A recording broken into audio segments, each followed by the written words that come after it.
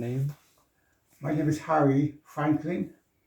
I was born in a country by the name of Barbados, and I left Barbados on the 10th of October 1965 and landed at Heathrow a day later.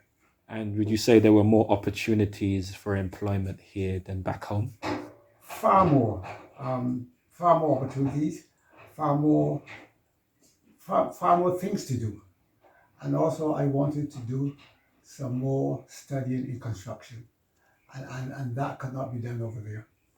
I I was part of a large family who, with a significant amount of them, had immigrated maybe 5, 10 years before me. Plus all the young men that I grew up with, the vast majority of them that I was close with, they were also had come here maybe a year or two before. And I just felt, I just missed them. And that was a further incentive to come. What were some of your experiences when you came in 1965, when you reached Britain, the UK? What was some of your experiences?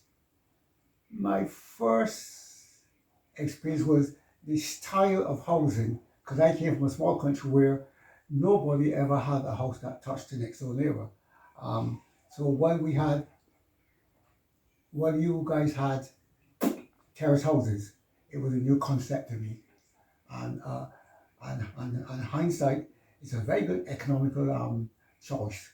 I first realized that, or the first thing that I discovered, especially on the building site, was that black people were always assumed to be not as intelligent as the average white person. It didn't matter if they were the word. That was the assumption. And I felt that I had to, within my own self, bury that, and also bury it in respect to those that I was working with. And I think I achieved that within a year.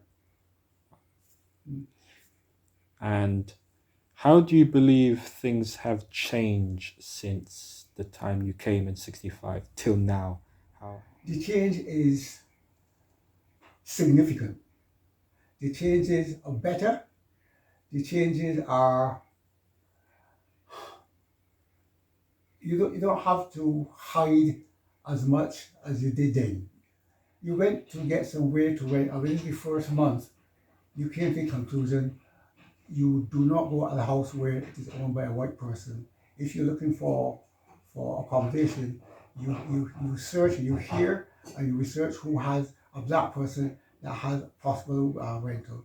But you never went to a white person's house, because the answer was no. What role do you think your faith played when you came over here? Unfortunately, it was not significant, because although I came from a Christian family, my first visit to a church was I think about 2 weeks after I got here. And when I got here, when I went to church, it was, I would say, possibly had about 10 people in it. This was a Church of England. And it did not, after that visit, it did not persuade me to do a return.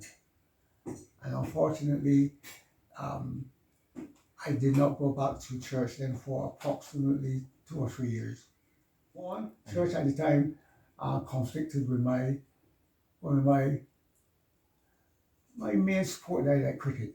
I was a cricket fanatic. I played a lot of cricket. I played cricket on Saturdays. I played cricket on Sundays. And if I had a choice between a job and cricket, cricket would win out. I gave priority to cricket. And that was I used to play on Saturday and Sunday. That coincided with thing. And even within the winter season when there was no cricket, I still didn't go. Okay. And what made you come back to the church? I was married to a beautiful wife, young lady, beautiful in terms of person, and her father was a priest, and he was a very good priest, and it was extremely difficult not to go to church. It was extremely difficult because she grew up very much in a church life, and she was expecting, or she did say to me that she'd expect that once we got married, the church would be a part of our life, and it was a very simple price to pay.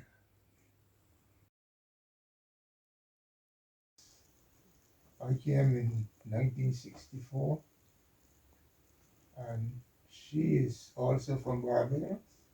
She came in And she 64. came in 1964 as well. For me, it was to work, to find work, because Barbados is a very small place. I don't know if you ever been there. No. And work was very difficult to find. So I decided to try mine, see what happens. I mean, I must say that then we came. By that time, I had an aunt and her family was here. Right. And they used to live in Boscobel, where Vest is from. And he knew them, but of course he didn't know me. Neither did I know him. So then we met at my aunt's house. And the rest is history. Yeah, the rest is history. As she said, I came here, out of London Transport were recruiting people from the West Indies, Jamaica, Barbados, mainly Jamaica and Barbados, I think. And I came here to work for London Transport. As bus conductors, we came here directly to work for London Transport. My cousin husband picked me up from the airport. And it was November. Because I landed here the 26th of November, 1964.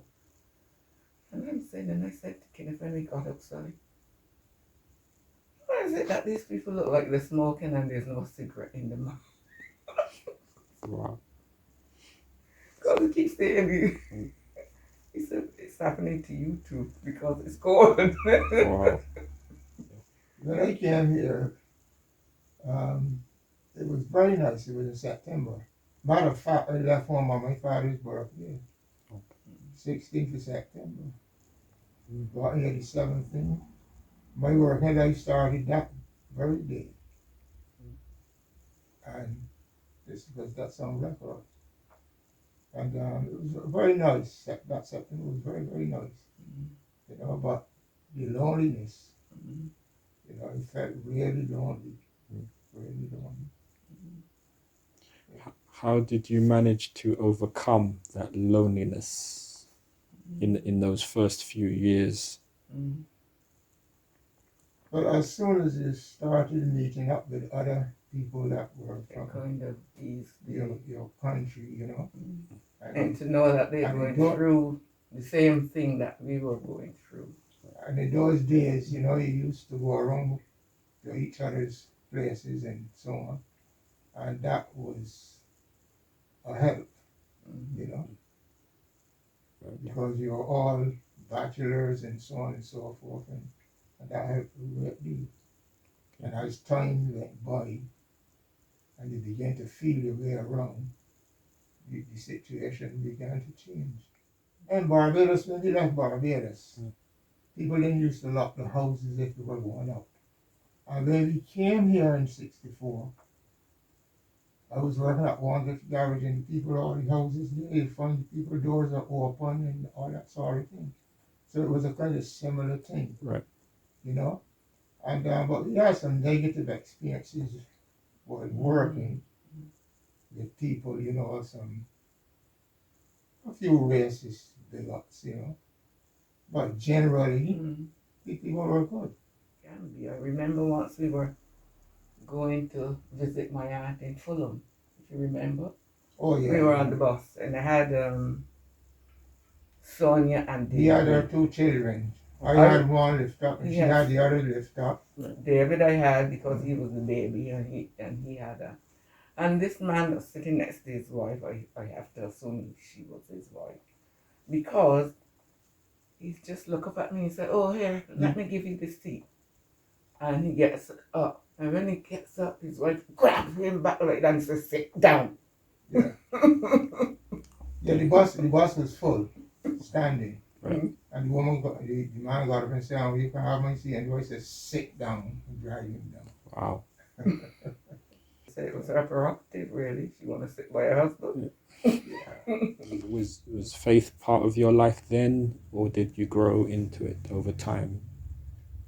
It was always part of mine because what actually happened, my family were Seventh-day Adventists. And when I came here, that was still in me, but obviously I had to work Saturdays and everything. So that went through the end, as it were. And but I never forgot that side of my life. No matter what I did, I still remembered God in that side of my life. Whether it was partying or whatever, that still did not go to my head and out of my mind. And I used to have loads of books here, Seventh-day Adventist books and so on, that I used to read and all that sort of thing. It's still there, you know. But then she joined she had belonged to the Church of England. Yes. And then she joined the Streatham Baptist Church, and obviously I followed her, you know. I mean, my mother, I have to say my mother, because my father was not around then. And she used to go to Pentecostal church. But when we were small children, at one point she didn't used to go to church at all, but she still sent us to Sunday school, and it was the CFE church. So that's where it is in me, I dare say, from then. So. Okay. But her mother was a remarkable woman. That is the picture of her. Yeah. That's her mother. Okay.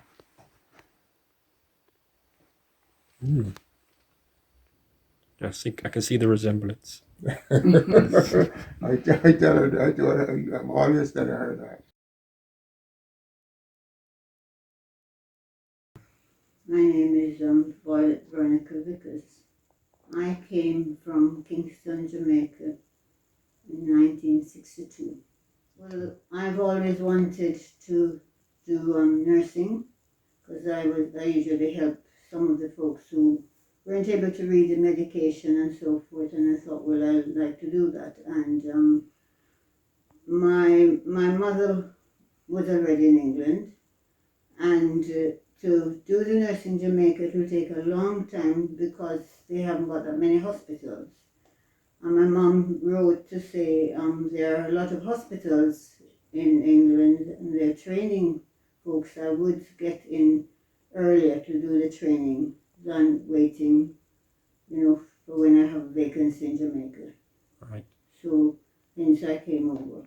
Because you hear so much about what's happening in England, and you expect the mother country, to be doing things that is correct. Like wherever I work, I try and find where the nearest Baptist church is. And I went to, I found one when I was in Kent, and I walked into the church, I sat down, I listened to the service and came out and nobody spoke to me. Wow. So, you get those. And then problems at work. There's a group, we're in a class and we're learning, but somehow my marks that on the examination, my paper were mixed up, so that when the marks were made, the favorite was the top and passed the exam. And when the error was notified and reported, well, they said, well, you've passed, what's the problem? There are some when they tell you who you are and what you shouldn't do and what was wrong with your hands. Those hands must not touch them. You must take whatever they call it, hands off them. Don't come near them. But being a Christian, I looked at it and I thought, well, that's not right. But I've carried on doing the work. They have they usually give you the most strenuous and difficult, less appeasing work on the ward, but I'm looking after patients and I feel sorry for them. They need the help. But that's why we all came anyway, because they sent out SOS. The mother country needed help. But I could go on and on and on. But I just took it in my stride. I just asked the good Lord just to give me that strength to learn and to cope and to get the training I need, which happened. We didn't get much of a looking into promotion or, those things, because it's the others that gets it.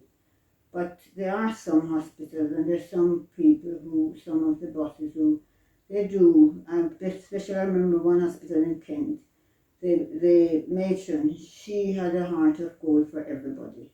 And, if you did your work enough that you get the post that you wanted, you get it. But for some places, that's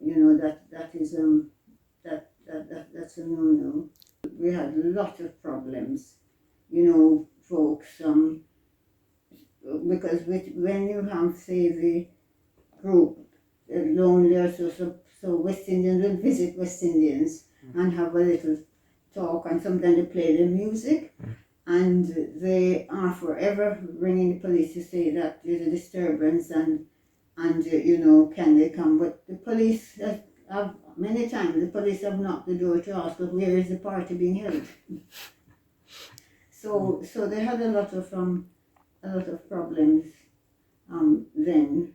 When we came over, there was a lot to catch up on and do, one example set, and the folks now realize that working in the hospital is not such a dirty job, because they didn't want that.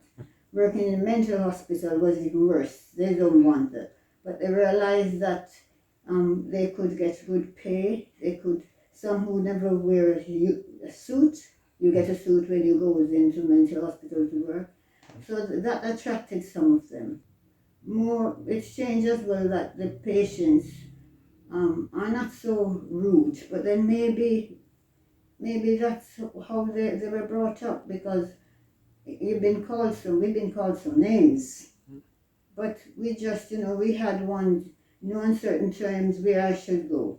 Then we got another lady who, it was a pleasure. She was blind, she needed to be fed, but she will never open her mouth and take a morsel from you unless you allow her to pray and thank God for the person who's going to feed her. So you see, you've got this contrast. A number of other people I've spoken to said that one of the things they experienced was loneliness when they came over from the Caribbean countries. Did you experience loneliness much? Not as much, because I had family here. Okay. So that, but there were others that came over, that in your group. So when we get to know that they're on their own, they have no relatives, what I usually do is they come with me when I'm coming to London. At Christmas time or New Year's, any holiday, if they have it off, if I'm not free, then I'll ask my brother-in-law to come and collect them, and they spend time down here. So there were a lot of lonely ones who have no relative. But once I know who they were and worked with them, they were invited down to London, and they shared whatever, we have. And even to the extent that when I'm not available to come with them, my brother-in-law came, he collects them, bring them down, they enjoy themselves, and then take them back. When folks were really downright rude, aggressive, insultive, and even vulgar, no matter what they say, it doesn't bother me, because I've got my faith. And sometimes I just give God thanks. I give him thanks that, I'm able to see, to still do my best for them, regardless of what they do. Especially too when you're looking after some of the clients. I just keep thanking him.